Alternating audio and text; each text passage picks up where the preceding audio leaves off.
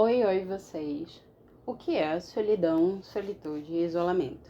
No livro As Origens do Totalitarismo, a gente tem essas definições do que significa estar sozinho. Na primeira delas, a pessoa, né, ela é isolada. Não é o movimento dela, não é ela não escolheu, ela não está se sentindo assim. Ela teve toda a sua rede social ali cortada. Eu vou dar um exemplo aqui muito esdrúxulo. O maníaco do parque foi uma pessoa que cometeu crimes horríveis, matando e cometendo violência sexual contra outros seres humanos. E aí ele foi retirado do meio social, tá lá preso. Mas a gente sabe que ele recebe cartas e ele se relaciona com outros detentos. Em teoria, isolamento é isso, é quando você é retirado ou a própria pandemia mesmo, a gente teve que ficar trancado em casa, a gente não podia sair, dar rolê, conversar com ninguém. E para muita gente foi horrível, a sensação foi de uma perda significativa, fora as pessoas que de fato deixaram a gente, né? Foram embora de uma vez só. Já na solidão, o que você tem é o sentimento de não pertencimento, seja com relação a um grupo, tipo a tua família, os teus colegas de universidade, o teu trabalho, ou ao mundo mesmo, porque às vezes você não se sente pertencente ao mundo que a gente ocupa. Quando os teus sentimentos, eles são muito diferentes das emoções das outras pessoas, das crenças dessas outras pessoas ou das ideias soltas de outras pessoas. Por exemplo, você tem uma família e aí toda a sua família tem uma religião específica e você é ateu ou gnóstico. E isso vai fazer com que você se sinta muito distanciado de todas essas pessoas.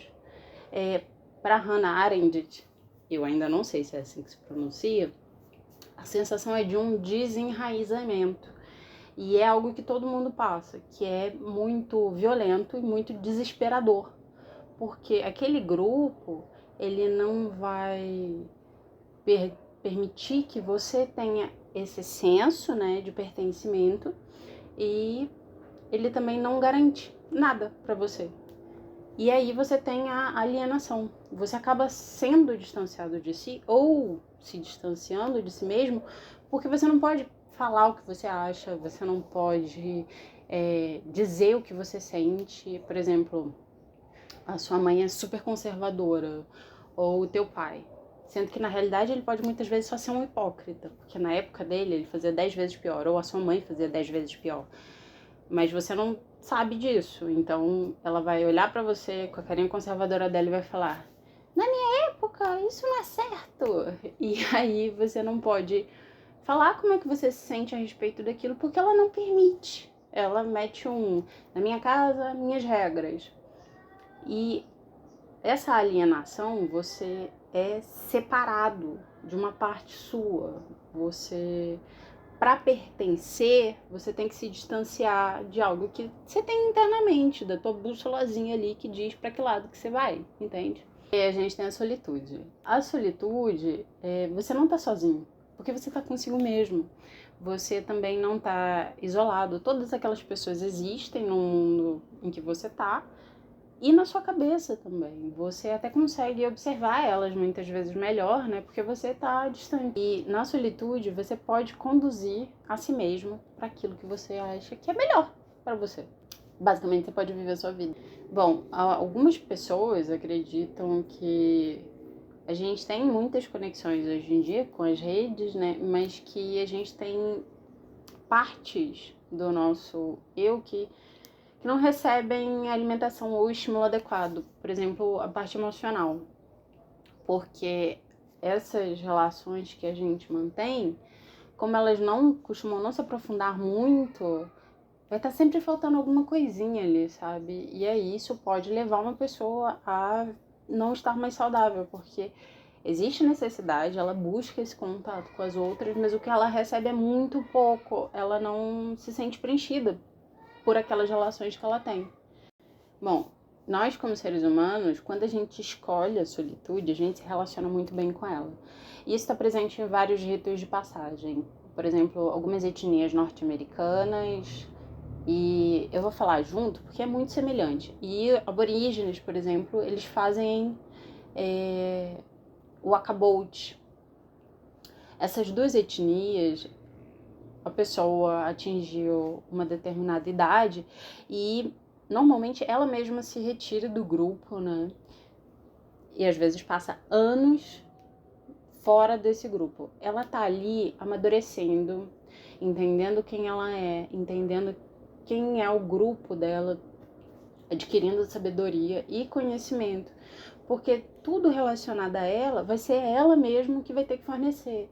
Ela mesma vai ter que se fornecer abrigo, alimentação, cuidado, vai ter que aprender a se defender sozinha. E ela só pode voltar para a etnia de origem, né, seja aborígene ou nativo americano, se ela passar por esse período. Então, alguns falam, inclusive, de uma integração espiritual, porque você está vivendo ali em meio natural, sozinho, e aprende a reconhecer padrões, aprende a olhar para sua intuição, né? E o senso de autopertencimento, ele também é muito trabalhado, né? E sabe quando você para e pensa, meu Deus, o que eu tô fazendo aqui? Por que tem essa galera, esse bando de gente existe? Por que todo mundo existe? Por que os dinossauros existiram? Por que tem gente que nunca na vida vai parar e botar a mão na cabeça e falar, meu Deus, preciso pagar meu aluguel esse mês, não sei como é que eu vou fazer isso. Enquanto tem gente que todos os dias da vida tá ali pedindo dinheiro ou ralando pra caramba pra comer um pão. E você se pergunta, por que eu existo? Por que tudo isso tá do jeito que tá? A resposta é estranheza e mistério. A gente não tem uma resposta. E isso é um absurdo, certo? Para um cara chamado Albert Camus, ou Camus, eu também não sei como se fala, esse absurdo ele só pode ser respondido com a solitude, com você estar consigo mesmo. Porque, por exemplo, sabe quando você tem um amigo e que ele é muito próximo e que ele vomitou no seu pé numa noite de sexta-feira às 3h20 da manhã, depois que vocês saíram de um rolê da psicologia? Ele sabe qual é o seu maior medo? Provavelmente não. Os seus pais sabem qual foi a sua maior alegria na vida? Qual foi o momento em que você deu aquela respirada e falou, meu Deus, isso é real? Provavelmente não também. Então, para ele, não só a vida é absurda, como a maioria das relações, elas também não têm um propósito muito real, porque você vai ter sempre uma expectativa que não vai ser alimentada, já que essa pessoa não te conhece de verdade, você também não a conhece de verdade. Então, para ele, talvez seria interessante que houvesse a redução dessas relações que a gente mantém hoje em dia via internet, porque, de novo, isso não vai te preencher e a vida é um absurdo atrás do outro. E estar consigo mesmo pode te levar a algum lugar. Mas agora vamos falar sobre uma outra coisa. Feijão. Você sabe fazer feijão. Provavelmente não é o melhor feijão que alguém vai comer em toda a vida. Você não vai ficar sendo conhecido como o cara do melhor feijão do planeta. Assim como você provavelmente também sabe trocar uma resistência de chuveiro. Não é aquele trabalho impecável, mas dá pra você tomar um banho quente. E se você não sabe trocar resistência, deveria saber porque é o pacote básico de um ser humano adulto. Então, isso se chama mediocridade das massas. Não é nem muito bom, nem muito ruim. Quando alguém não chega a fazer o melhor feijão do universo, mas dá pra matar aquela fome. Pelo menos é isso que diz Nietzsche. E ele fala que para você conseguir ser extraordinário em alguma coisa, para você conseguir extrapolar, né, se tornar alguém autêntico e que reconhece a própria individualidade e que formou ali a sua identidade interna, você necessariamente teria que passar pela solitude para se tornar o Ubermensch, que seria tipo super-humano. Não falo alemão, então desculpa pelo meu péssimo alemão. E estar consigo mesmo é o que te levaria a passar desse lugar mediano, nem bom nem ruim de nada, e ser um fodão, com perdão da palavra, em alguma coisa, mesmo que seja no feijãozinho. E aí a gente olha pro lugar do tempo que a gente vive, né? A gente não fica sozinho, cara. A gente tá no trabalho, tá cheio de gente. O metrô tá sempre lotado. O ônibus tá sempre lotado. Você chega em casa ou tem aquela pessoa com quem você tá ficando e que não sai mais da tua casa, ou você já tá casado, ou você ainda tá vivendo com os seus familiares. Isso quando você não divide o quarto numa república só porque é mais barato e porque tá muito difícil pagar o aluguel hoje em dia. E quando não tem todas essas pessoas ao seu redor, você tá cronicamente online validando alguém ou sendo validado por essa pessoa. Então a gente nunca fica sozinho. Bom, o que você pensa sobre isso? O que você acha sobre se distanciar, se afastar de outras pessoas para ter esse tempo para você? Você acha que é uma desconexão negativa?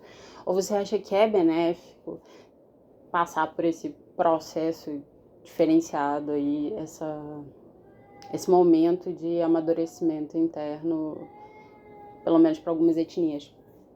E aí eu vou deixar para vocês também duas indicações, talvez três. O primeiro deles seria do próprio Alberto Camus ou Camus, que é o Estrangeiro. O outro seria um filme que se chama Primavera, Outono, Verão...